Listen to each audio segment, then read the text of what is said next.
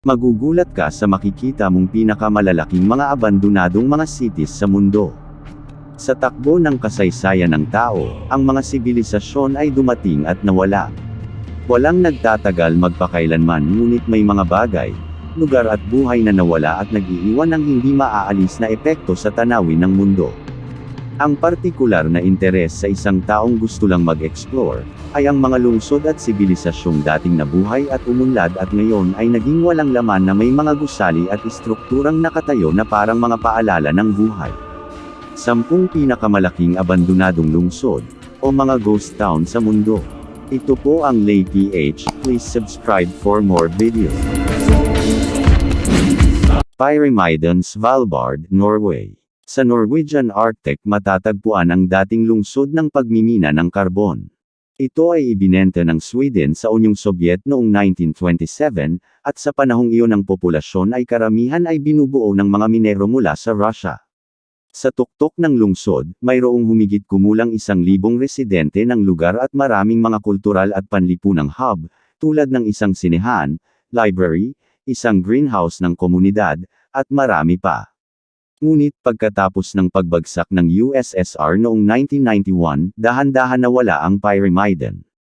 Opisyal itong naging abandonado noong 1998, pagkatapos umalis ang huling naninirahan noong ika-10 ng Oktubre ng taon iyon. Colemanskop, Namibia. Matatagpuan sa Timog Africa, ang lungsod na ito ay itinatag noong 1908, kilala ito sa katanyagan ng kasaganaan ng mga diamante. Ang mga German settler ay nagsimulang lumipat sa rehiyon upang minahan ito para sa napakahalagang mapagkukunan ng diamond, at ang lugar ay mabilis na naging isang abalang bayan. Ang kolonisasyong ito ay hindi tinatanggap ng mga katutubong Namibian, ngunit sa huli ay nalampasan sila ng mga nagsasalakay na minero. Sa kalaunan, inubos ng mga bagong residenteng ito ang Colemanskop ng mga brilyante nito at nagtungo sa ibang lugar patungo sa mga bagong prospect. Ang dating tinitirhan na mga gusali ay nakalubog na ngayon sa buhangin at wala nang nakatira dito. Krakow, Italy. Ang nayong Italyano na ito ay itinayo mula pa noong panahon ng medieval ngunit nakalulungkot na ngayon. Bagamat ang maginhawang lokasyon nito sa ibabaw ng isang bangin ay nagbigay sa lungsod ng ilang proteksyon mula sa mga umaataking puwersa, at isang magandang tanawin, ang mga residente ng Krakow ay hindi immune sa sakit at natural na mga sakuna. Ang mga salik na ito, kasama ang isang sunod-sunod na pakikibaka sa kapangyarihan na nagpapahina sa kontrol sa lugar, sa kalaunan ay humantong sa pagkamatay ng lungsod. Ngayon, ang lugar ay naging isang mahusay na binibisita na lokasyon ng turista at nagsilbing backdrop ng ilang mga sikat na pelikula. Kayakoy, Turkey. Mula sa maraming siglo at kilala sa maraming pangalan noong panahong iyon, ang lungsod na ito ay nagkaroon ng magulong kasaysayan sa politika. Bago ang pagtatapos ng World War I at ang pagbagsak ng Ottoman Empire, ang populasyon ng Kayakoy ay nasa pagitan ng 6,500 at 20,000 tao. Bilang isang nakararami na Greek village na naninirahan sa loob ng mga hangganan ng Turkey, ang mga mamamayan ay napilitang umalis sa kanilang mga tahanan bilang isang hakbang sa kaligtasan kasunod ng pagkawala ng Greece sa Greco-Turkish War. 350 sa mga dating tirahan na ito ay ganap ng bakante at nananatili sa ilalim ng jurisdiction ng Turkey. Habang ang mga ito ay buo pa, sila ay nalatag at nasira ng panahon. Hashima Island, Japan. Nasa labas ng baybayin ng Nagasaki ang dating tinitirhang lugar na ito. Kilala rin bilang Battleship Island dahil sa hugis ng lupa mula sa itaas. Ang lungsod na ito ay isang sentro para sa undersea coal mining. Ang mga konkretong unit ng pabahay ay itinayo upang mapaunlakan ang populasyon ng mga manggagawa, ngunit ang mga ito ay kalaunan ay inabandona pagkatapos ng pagbawas ng pangangailangan ng Japan para sa enerhiya ng karbon. Iniwan ng mga manggagawa ang lugar, at ang isla ng Hashima ay hindi na ang matao na rehiyon at wala nang nakatira. Moderno, Turkey. Sa labas ng Moderno, Turkey, ay may daan-daang kastilyo na may mga kakaibang balkonahe, rooftop terrace, at spiraling turrets. Ang ideya sa likod ng pag-unlad ng Burj Al Babas ay nagmula noong 2014 nang ang mga negosyante sa konstruksyon ay nagplano ng isang 732 bahay na pag-unlad na nagkakahalaga ng $200 milyon. Tinarget nila ang mga dayuhang bumibili ng bahay at matagumpay na naibenta ang humigit kumulang 350 vilya.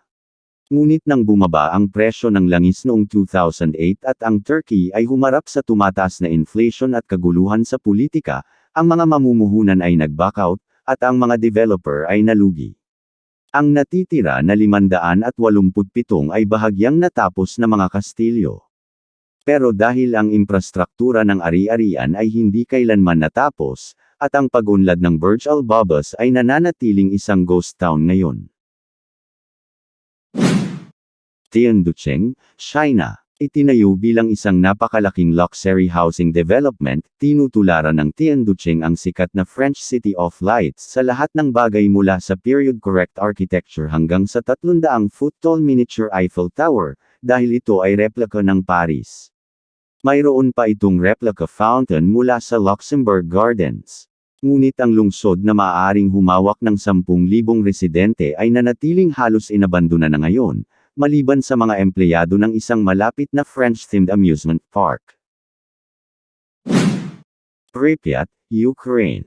Itinatag noong 1970 bilang isang nuclear city, isang lungsod na partikular na itinayo upang paglagyan ng mga manggagawa sa isang kalapit na planta ng nuclear power. Ang Pripyat ay mayroong higit sa 13,000 apartment, paaralan para sa 5,000 bata, 200 tindahan at kafe, isang sinehan, sports hall, cultural center, ilang pabrika at isang ospital. Ang pinakatanyag na insidente ng nuclear power sa kasaysayan ng sakuna ng Chernobyl ay humantong sa pag-abandona sa kalapit na lungsod na ito. Pangunahing mga empleyado ng planta ng kuryente ang mga residente ng Pripyat, at ang lungsod ay may populasyon na humigit kumulang 49,000 sa kasagsagan nito.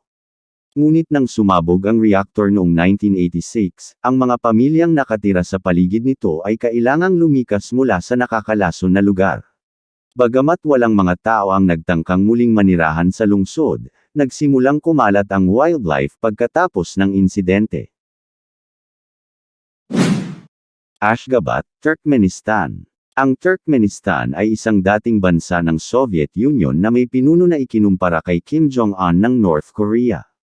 Pinlano ni Pangulong Sapar Muratnezov na lumikha ng isang gintong panahon ng Turkmenistan noong 1991 sa pagtatayo ng Ashgabat. Ginawa niya ito sa pamamagitan ng pagtatayo ng mga gusaling nakabasag ng mga rekord, tulad ng pagiging lungsod na may pinakamaraming marble na gusali sa mundo. Sa katunayan, ang lungsod ay may 543 na gusali na gawa sa mamahaling material. Ang Ashgabat ay mayroon ding pinakamalaking Ferris wheel sa mundo.